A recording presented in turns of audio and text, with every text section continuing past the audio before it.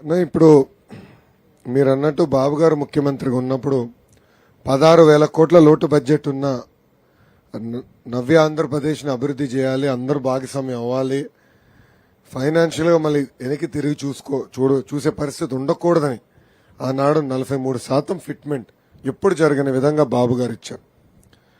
ఈ ప్రభుత్వం మీరు అన్నట్టు రివర్స్ ఫిట్మెంట్ ఇచ్చింది. చిన్నగా ఫిట్మెంట్ ముందరికి ఇస్తారు, రివర్స్ ఇచ్చి ఉద్యోగస్తుల్ని నిన్న ముంచింది. మళ్ళీ అకౌంట్ నుంచి బలవంతంగా డబ్బులు వెనక్కి తీసుకుంటే ఇవన్నీ కూడా జరిగినాయి, కొన్ని సందర్భాల్లో జరిగినాయి. ఉపాధ్యాయుల్ని ఎప్పుడు లేని విధంగా ఈ ప్రభుత్వం కూడా వేధిస్తుంది. అది నాకని మీకే బాధ తెలుసు. ఇప్పుడు పనిచేస్తున్న ఉపాధ్యాయులు, కొత్త టీచర్స్ కూడా నియమించే పరిస్థితిలో ఈ ప్రభుత్వం కూడా లేదు. పీఆర్సీ విషయం తప్పనిసరిగా మనం మెరుగైన పీఆర్సీ అందజేయాలి.